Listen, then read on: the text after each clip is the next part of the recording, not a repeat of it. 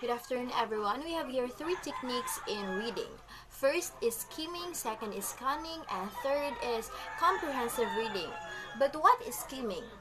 It is a strategic selective reading method in which you can focus on the main ideas of the text.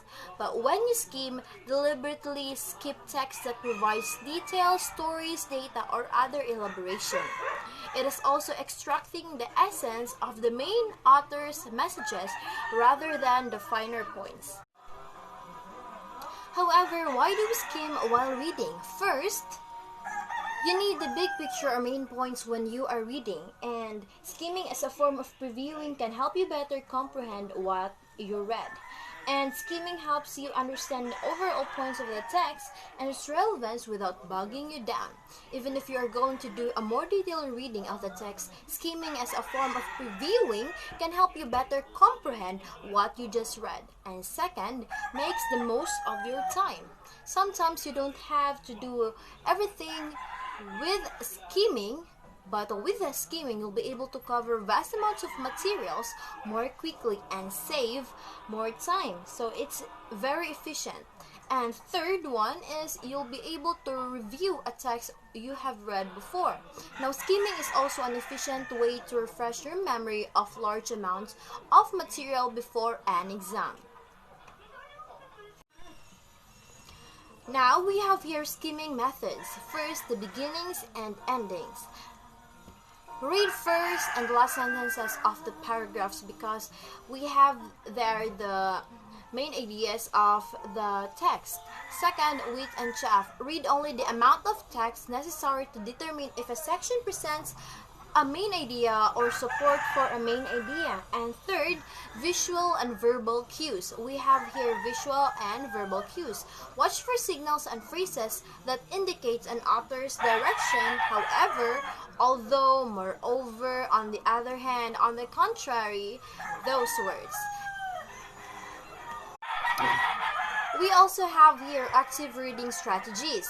When skimming, it's important to continue to use active reading strategies. This keeps your brain active, engaged, and more focused, and helps you better understand and retain information better and longer. First, set a purpose for reading. Why do we read? What is the purpose why you read? And second, review. Reviewing, look through the text before starting to read and focus on headings, illustrations, captions, highlighted terms, items, end of chapter summaries, and those kind of cues. Third, make a prediction. Make a prediction. Right after previewing, make a prediction about what you think the chapter or section is going to be about. Now, fourth, activate prior knowledge. Make a list of what you already know about the topic and what you want to know about it. Fifth, summarize the main ideas. You need to summarize after you read in order to distinguish or see what you just understand on the book or text. And lastly, you need to generate questions so that you'll know how far you learned and what could be the possible answers on these questions. Now, this is the second technique in reading, which is scanning. It is reading a text quickly in order to find specific information such as figures or names. It can be contrasted with skimming, which means reading quickly to get a general idea of the meaning. Here is cue how to scan a text. First, try to understand how the text is arranged. For example, when scanning for the main idea in a book or a dictionary, you already know that it is alphabetically arranged. Now, second, look for the keywords or phrases. There are keywords or phrases in each text. This will be especially easy to find if they are names because it will begin with a capital letter.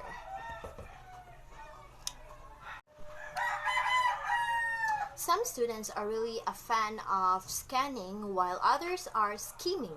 Now, third, we have here comprehensive reading. Our third technique in reading is comprehensive reading. But what is comprehension? Comprehension is the understanding and interpretation of what is to read. To be able to accurately understand written material, children must be able to first decode what they just read, second, make connections between what they read and what they already know, and third, think deeply about what they have read. Now we have here key comprehensive strategies to teach. First, activating and using the background knowledge of the students. Second, generating and asking questions of how far they know. Third, making inferences. And fourth, predicting. Fifth is summarizing what they just learned. And sixth, visualizing. And lastly is comprehension monitoring. And this involves the ability to know when they understand what they read and when they do not understand, and to use appropriate strategies to improve their understanding when it is blocked. Now, comprehension monitoring is a form of metacognition. Good readers are aware of and monitor their thought processes, and bad readers just do it. Now we have here strategies to help struggling readers improve their reading comprehension, which I really recommend because this is really essential and is beneficial. First, find books that they really like. Example, horror, teen fiction, or science. For me, I like astronomy, science, and fiction. Second, read aloud. Reading aloud is also a very crucial way in order to enhance your reading skills and exercise your jawline and your mouth. And third, reread sections that are confusing. There may be confusing sections in the books, or you can use your dictionary in order to understand it. Now, fourth, use ruler to follow along. Fifth, write down words that you don't know and then search it on Google or your dictionary. Sixth, recap and summarize the main points. And seventh, read daily. Reading daily is very crucial and essential in order to be able to be a fast reader. And according to Mr. Barack Obama, reading is the gateway skill that makes all other learning possible. And that is all about my report, and thank you.